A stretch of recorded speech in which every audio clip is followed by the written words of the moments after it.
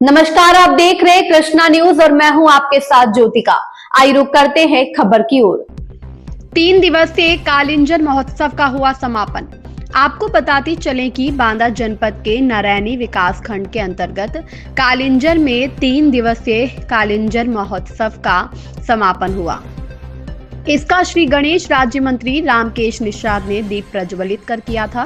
महोत्सव में क्षेत्रीय किसानों को आय बढ़ाने के उद्देश्य से उत्तम बीज, जैविक खेती से बेहतर फसल, फल सब्जी का उत्पादन कर अच्छी आय, ज्यादा लाभ कमाने पर किसान भाइयों का मार्गदर्शन किया गया। वहीं भगवान महाकाल के महाभाल पर अंकित स्वर्णिम अक्षर कालजयी कलयुग का कालिंजर अपने आध्यात्मिक, भौगोलिक, ऐतिहासिक, शौर्यमयी गाथा को युगों युगों से सहेजे चंदेलों के कीर्ति को प्रकीर्ण कर रहा है।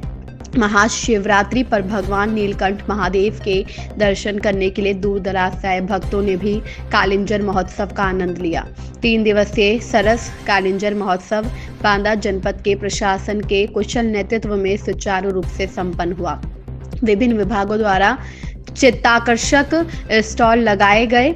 जिला विद्यालय निरीक्षक श्री दिनेश कुमार के निर्देशन में डॉक्टर शशि मिश्रा, प्रधानाचार्य राजकीय हाई स्कूल बडोखर बुजुर्ग बांदा ने माध्यमिक शिक्षा विभाग का सफल संदेश संवाहक स्टॉल लगाकर मेले के उद्देश्य को सार्थक किया। उनके अनुसार शिक्षा का लक्ष्य है कि इतिहास के गौरवशाली अतीत को ऊर्जा का पुंज बनाकर हम उसे संरक्षित करते हुए प्रगति के रथ पर आरूढ़ होकर कर्म पथ पर अग्रसर रहें। माध्यमिक शिक्षा विभाग की प्रदर्शनी ने इसी अवधारणा को मूर्तिमान किया। इस अवसर पर मुख्य अतिथि माननीय जल मंत्री श्री रामकेश निषाद व नारायणी की विधायिका श्री ओमवती वर्मा ने स्टॉल का निरीक्षण कर भूरी भूरी प्रशंसा की। प्रधानाचार्य शशि मिश्रा का सहयोग अमित कुमार, सोनल, स्नेह आदि ने किया। बांदा से जिला संवाददाता अविनाश चंद्र दीक्षित की रिपोर्ट। मैं डॉक्टर शशि मिश्रा, राजकीय हाई स्कूल बड़ोखर बुजुर्ग में प्रिंसिपल हूँ। सरस कालिंजर महोत्सव जो 3 दिवसीय चला है 2026 का, माध्यमिक शिक्षा विभाग की तरफ से मैंने स्टॉल लगाई, जिसका उद्देश्य था कि हमें शैक्षिक जो भी हमारी योजनाएं हैं उत्तर प्रदेश सरकार के, उनके साथ साथ कालिंजर के ऐतिहासिक, भौगोलिक और इसके आध्यात्मिक रहस्य और महत्व से जनता को परिचित कराना। इसमें यह सफल रहा है। जितने भी अतिथि महोदय थे, माननीय मंत्री महोदय जी, माननीय विधायिका महोदय जी, हमारे विभागीय अधिकारी, आए हुए जितने भी विजिट करने वाले लोग थे, सभी ने इसकी जानकारी को प्राप्त किया। कालिंजर एक अभेद्य दुर्ग है, कालजयी, इसका जो इतिहास है वो कालजयी इतिहास है और ये आज के युग से नहीं बल्कि सतयुग से था। सतयुग में इसे रत्नकूट कहा जाता था। त्रेता में इसको पिंगलगढ़ कहा गया है। द्वापर में इसको कार्तिकेय कहा है। कलयुग में इसको कालिंजर कहा जाता है। भगवान नीलकंठ का विश्राम स्थल है। भगवान महादेव ने विष पान करने के पश्चात यहाँ आकर के विश्राम किया था। यह अपने ऐतिहासिक मजबूती के लिए जाना जाता है। चंदेलों की यह आन बान शान है। वीरांगना रानी दुर्गावती यहाँ की बेटी हैं, जिनकी बोडवाना में विवाह हुआ था और मुगलों के साथ उनका युद्ध हुआ था।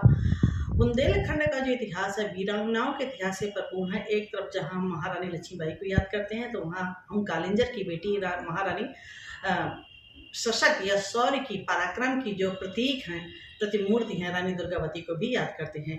यह दुर्ग की जो बनावट है अपने आप में अद्वितीय है।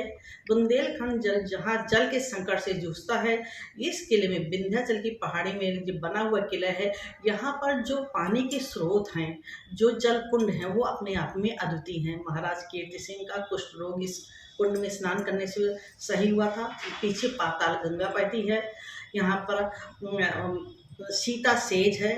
यहाँ पर भगवान राम और माता सीता वनवास के दौरान आए थे, वो भी है। पांडव भी आए थे। इसका तो पूरा इसके ऐतिहासिक जो स्वरूप है, इससे जनता को जागरूक करना था। यह आयोजन बहुत सफल रहा। प्रशासनिक अधिकारियों के सहयोग से इसने अपने गौरवशाली व्यक्तित्व को, गौरवशाली अतीत को जनता के सामने प्रकट करके रखा है। इस तरह से कालिंजर महोत्सव का जो समापन है बहुत ही भव्य तरीके से हुआ और मैं उम्मीद करती हूँ कि हमारी इस ऐतिहासिक धरोहर से भारत ही नहीं बल्कि पूरा विश्व परिचित होगा और इसे विश्व पर्यटन के रूप में हम डेवलप करेंगे या विकसित करेंगे। तो इस तरह से बुंदेलखंड का और भारत का नाम पूरे विश्व में फैलेगा। इस खबर में बस इतना ही। बने रहिए कृष्णा न्यूज के साथ।